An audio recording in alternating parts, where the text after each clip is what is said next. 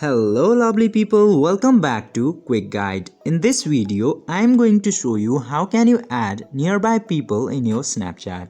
So without any further ado, let's dive right into this exciting video. Step 1. Open your Snapchat app.